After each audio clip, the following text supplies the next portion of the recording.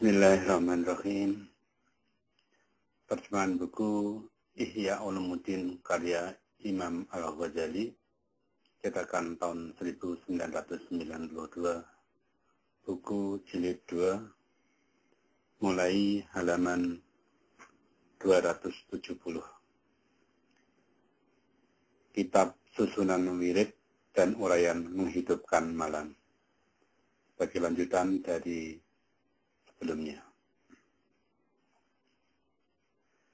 Telah syah riwayat tentang salat Rasulullah SAW di waktu malam, bahwa beliau mengerjakan salat mula-mula 2 rakaat yang ringan, kemudian 2 rakaat yang panjang, kemudian 2 rakaat yang lebih pendek dari 2 rakaat sebelumnya.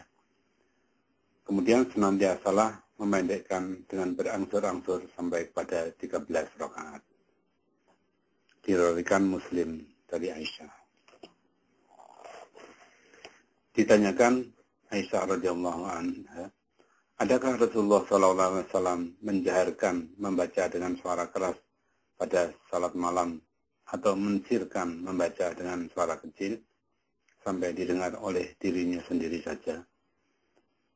Aisyah radhiyallahu anha menjawab, kadang-kadang ia menjaharkan dan kadang-kadang ia mensirkan. Diriwayatkan Muslim dari Zaid bin Khalid al-Jahni. Bersabda Nabi SAW, salat malam itu 2 rakaat, 2 rakaat. Apabila engkau takut keteledor subuh, maka berwitirlah dengan serakaat saja. Dan bersabda Nabi SAW, salat maghrib itu mengwitirkan, membuatkan ganjil salat siang hari. Maka witirkanlah, buatkanlah ganjil atas salat malam. Yang terbanyak dari apa yang sah di riwayatnya daripada Rasulullah SAW mengenai salat malam ialah 13 rakaat. Dibaca pada rakaat-rakaat ini, jadi wiridnya dari Al-Quran atau dari surat-surat tertentu, apa yang ringan saja. Dan adalah dalam hukum wirid ini dekat kepada perenam yang penghabisan daripada malam. Wirid kelima ialah perenam yang penghabisan daripada malam, yaitu waktu sahur. Berfirman Allah Ta'ala, dan di ujung malam waktu sahur mereka mendoa memohon ampun. Surat Al-Dhariyat ayat 18. Ada yang mengatakan maksud dari firman tadi ialah mengerjakan sholat, karena dalam sholat itu ada istighfar, meminta ampun. Sahur adalah waktu yang mendekati terbitnya fajar, di mana fajar itu adalah waktu menyingkir malaikat malam dan datang malaikat siang. Wirid ini telah disuruh oleh Salman akan saudaranya Abu Darda radhiyallahu anhu pada malam ia mengunjunginya. Menurut suatu cerita yang panjang, di mana pada akhirnya dikatakan, tatkala datang malam, pergilah Abu Darda bangun mengerjakan sholat, lalu berkata Salman kepadanya, tidurlah, maka tidurlah Abu Darda. Kemudian pergi lagi untuk mengerjakan sholat. Lalu berkata pula Salman, tidurlah. Lalu Abu Darda pergi tidur. Tatkala datang waktu subuh, maka berkata Salman kepada Abu Darda, bangunlah sekarang. Lalu keduanya bangun pergi mengerjakan sholat. Kemudian berkata Salman kepada Abu Darda, sesungguhnya dirimu mempunyai hak atasmu, tamumu mempunyai hak atasmu, keluargamu mempunyai hak atasmu, maka serahkanlah untuk masing-masing yang berhak itu akan haknya. Yang demikian ialah bahwa istri Abu Darda menerangkan kepada Salman bahwa Abu Darda tidak tidur malam. Kemudian keduanya datang kepada Nabi SAW menerangkan hal itu kepada Nabi SAW. Maka bersabda Nabi SAW, Benar, Salman. Inilah wirid kelima.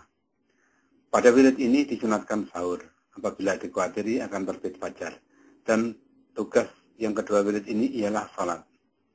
Apabila telah terbit fajar, maka selesailah wirid malam dan masuklah wirid siang.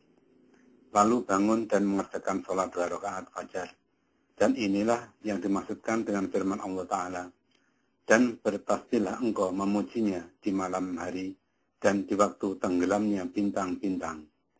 Surat Ad-Dur ayat 49. Kemudian dibaca, Syahidallahu annahu la ilaha illa huwa wal malaikah. Sampai akhir ayat 18 surat Ali Imran.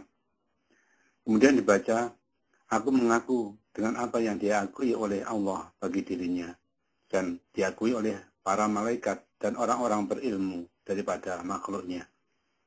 Aku pertaruhkan pada Allah akan pengakuan syahadat ini dan menjadi petaruh wadiah pada sisi Allah Ta'ala bagiku. Dan aku bermohon daripadanya penjagaan sampai aku dimatikannya di atas pengakuan itu. Wahai Allah Tuhanku, kurangkanlah dengan sebab syahadat ini akan dosa dariku, dan jadikanlah syahadat itu bagiku pada sisimu. Simpanan dan peliharalah dia bagiku, dan matikanlah aku di atas pengakuan itu, sampai aku menjumpaimu dengan dia, tidak bertukar sedikit pun. Itulah susunan wirid-wirid bagi para hamba Allah. Adalah mereka suka mengumpulkan bersama itu pada tiap-tiap hari antara 4 perkara. Puasa, sedekah, walaupun sedikit, mengunjungi orang sakit, dan menghadiri tempat kematian. Dalam hadis tersebut, Man jama'a baina hadihil arba'i fi yaumin ghufiralah. Artinya, barang siapa mengumpulkan di antara 4 perkara tersebut pada suatu hari, niscaya diampunkan dosanya. Diriwayatkan Muslim dari Abu Hurairah. Pada suatu riwayat, niscaya ia masuk surga. Kalau dilaksanakan sebagian dari itu dan ia lemah dari yang mereka tiada bersedekah padanya suatu sedekah, walaupun dengan sebiji tamar atau bawang atau pecahan roti. Karena Nabi SAW bersabda, manusia itu dalam naungan sedekahnya, sehingga ditentukan nasibnya di antara manusia. Dan sabda Nabi SAW, takutlah daripada api neraka, walaupun dengan sekeping tamar. Diserahkan oleh Aisyah radhiyallahu anha kepada orang yang meminta kepadanya sebiji inab atau anggur kering. Orang itu lalu mengambilnya dan memandanglah orang-orang yang berada di sisi Aisyah radhiyallahu anha satu sama lain. Maka bertanya Aisyah radhiyallahu anha, apa yang tuan-tuan pikir? Sesungguhnya pada sebutir inab itu berat pahala yang banyak. Mereka tidak suka menolak orang yang meminta, karena tidak menolak itu adalah termasuk akhlak Rasulullah SAW. Tiadalah seorang meminta sesuatu dari Nabi SAW, lalu beliau mengatakan tidak ada. Tetapi kalau beliau tidak sanggup memberikan sesuatu, maka beliau berdiam diri. Diriwayatkan Muslim dari Jabir. Pada suatu hadis tersebut, jadilah anak Adam manusia dan di atas tiap-tiap sendi dari tubuhnya itu sedekah. Dan pada tubuhnya terdapat 360 sendi. Kamu suruh kepada yang baik itu sedekah. Kamu larang dari yang mungkar itu sedekah. Tanggunganmu kepada orang yang lemah itu sedekah. Tunjukkanmu kepada suatu jalan itu sedekah. Dan kamu buang akan sesuatu yang menyakiti itu sedekah. Sehingga mengingatkan kepada tasbih dan tahlil juga sedekah. Kemudian Nabi SAW menyambung, 2 rakaat duha datang kepada yang demikian itu semuanya, atau ia mengumpulkan bagimu yang demikian itu semuanya. Diriwayatkan Muslim dari Abu Darda. Penjelasan berlainan wirid dengan berlainan keadaan. Ketahuilah kiranya bahwa orang yang berkehendak kepada perusahaan akhirat dan yang berjalan kepada yang akhirat, maka ia tidak terlepas dari 6 keadaan, yaitu adalah kalanya abid atau banyak ibadahnya, ada kalanya alim, banyak ilmunya, ada kalanya muta'alim, masih belajar, ada kalanya wali yang diserai kekuasaan, ada kalanya pekerja, dan ada kalanya bertauhid, tenggelam dengan yang esa, yang maha esa, tempat meminta tanpa lainnya. Yang pertama, abid, yaitu menjuruskan dirinya kepada ibadah, tak ada sekali-kali kerjaannya yang lain. Kalau ia meninggalkan ibadah, niscaya duduklah ia sia-sia. Maka susunan wiridnya ialah apa yang kami sebutkan dahulu. Ya, tak jauh selisih tugasnya dengan menghabiskan kebanyakan waktunya. Ada kalanya dengan salat atau dengan pembacaan Al-Quran atau dengan tasbih. Sesungguhnya ada di antara sahabat Nabi SAW yang wiridnya dalam satu hari 12.000 kali tasbih. Ada yang wiridnya 30.000 kali. Ada yang wiridnya 100 sampai 600 rakaat. Dan sampai 1000 rakaat salat. Dan yang paling sedikit dinukilkan mengenai wirid mereka dari salat itu ialah 100 rakaat sehari semalam. Dan sebagian mereka kebanyakan wiridnya adalah Al-Quran.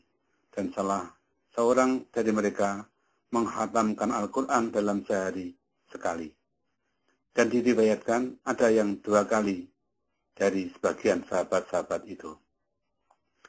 Sebagian dari mereka ada yang menghabiskan sehari atau semalam untuk bertafakur mengenai suatu ayat dari Al-Quran yang diulang-ulanginya.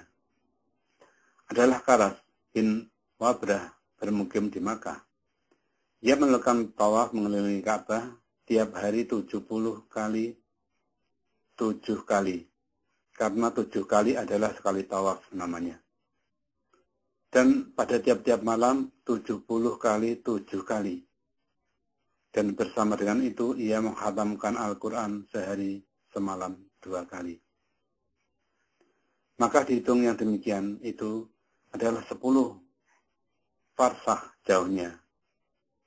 1 farsah jauhnya lebih kurang 8 km. Dan bersama dengan tiap-tiap 7 kali keliling Ka'bah itu 2 rakaat salat sunat. Maka berjumlah semuanya 260 rakaat, 2 kali khatam Al-Quran, dan 10 farsah tadi. Kalau Anda bertanya, manakah yang lebih utama untuk dipergunakan waktu terbanyak dari wirid-wirid itu? Maka ketahuilah bahwa membaca Al-Quran dalam sholat yang disertai pemahaman adalah menghimpunkan semuanya, tetapi kadang-kadang sulit melaksanakannya terus-menerus. Dari itu, keutamaannya berbeda dengan berbeda keadaan seseorang. Dan tujuan dari wirid-wirid itu ialah membersihkan hati, mensucikan dan menghiaskan dengan zikir kepada Allah Ta'ala, serta menjinakkan hati kepadanya. Maka hendaklah diperhatikan oleh murid itu akan hatinya. Apakah yang dilihat lebih membekas pada hatinya, maka hendaklah rajin ia mengerjakannya. Apabila ia telah merasa jemu daripadanya, maka hendaklah ia berpindah kepada yang lain. Dari itu, kami memandang lebih benar bagi kebanyakan orang yang membagi segala amalan kebajikan yang bermacam-macam itu dengan beberapa waktu, sebagaimana telah diterangkan dahulu, dan berpindah dari satu macam ke satu macam yang lain, karena jemu itu adalah perkara biasa menurut sifat manusia. Dalam pada itu, keadaan diri seseorang itu berbeda pula. Tetapi apabila telah dipahami akan pemahaman dan rahasia daripada wirid-wirid itu, maka hendaklah diikuti akan pengertiannya. Kalau mendengar tasbih umpamanya dan merasa berkesan dalam lubuk hatinya, maka hendaklah rajin mengulang-ulangi selama memperoleh kesan dari tasbih itu. Diriwayatkan dari Ibrahim